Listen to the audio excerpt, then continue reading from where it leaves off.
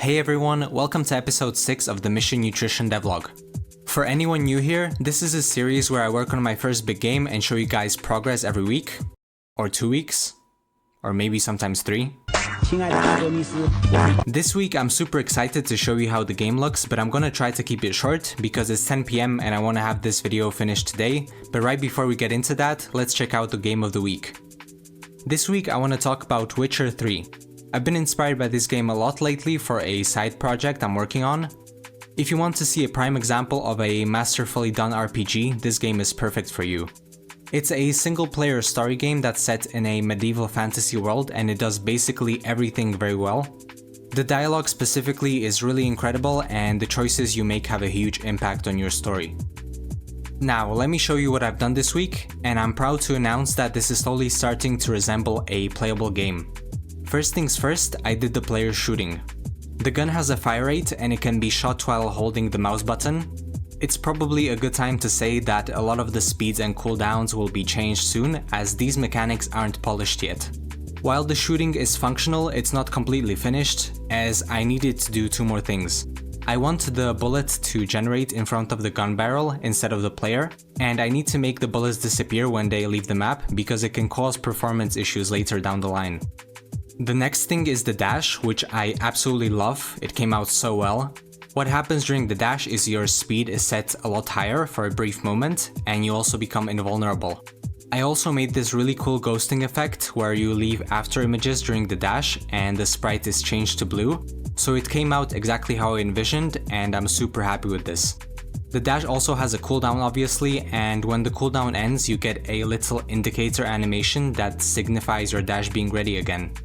After this I worked on the enemies, which was by far the most tedious thing so far, completely expected.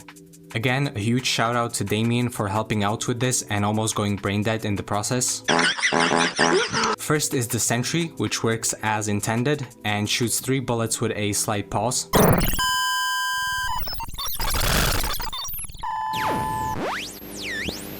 This is an intergalactic intermission.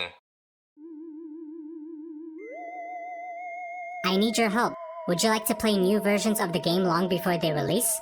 Do you want to get a sweet exclusive reward when the game comes out? This is a perfect opportunity to become a tester for Mission Nutrition. To apply, check out our Discord, the link is in the description. Beware, spots are limited. Intermission over. Next is Crawley, and there are multiple issues with this guy, so he probably needs a complete rework. I mean, he kind of does what he's supposed to do, but here's the problem.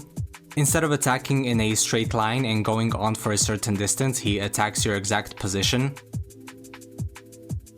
Another issue is that he always does this in a certain amount of time, so when you try to run away, he becomes much faster and gives you a jump scare. Next on the list is Cannon Guy. This fella came out nice as well, except he also has some issues for now.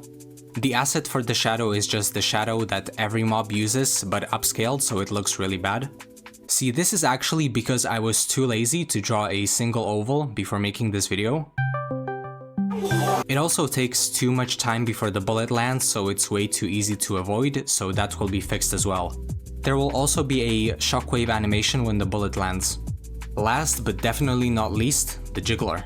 The mechanic is actually quite fun here. He always keeps a certain radius before shooting, but he has a cooldown for the attack, so at times he can basically fake you out without shooting, which will probably make you waste your dash. I mean, this isn't intended, but it's pretty funny, so unless it becomes really annoying in game, I'm gonna keep it in.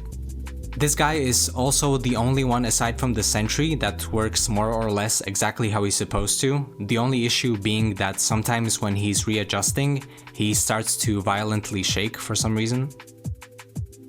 Next, I made the player UI, which is not completely finished yet as I'm missing some animations. You can't die for now, but you do receive damage both from the attacks and from body collisions with the enemies.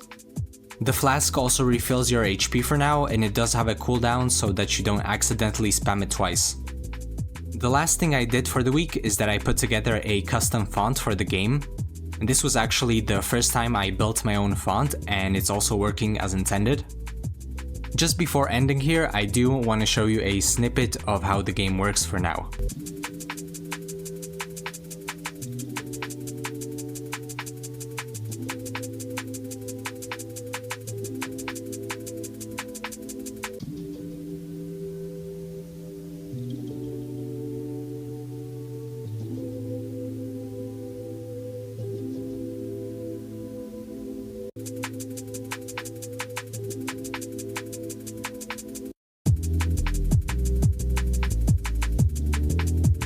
A bunch of progress was made this week, but we need to do even more for the next 2 weeks, so I can't wait to show you guys all the cool stuff in episode 7.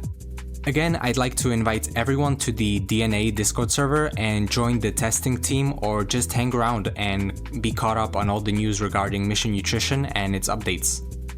Please leave a like, comment, and subscribe if you enjoyed the video. Thank you very much for watching, and see you guys next week.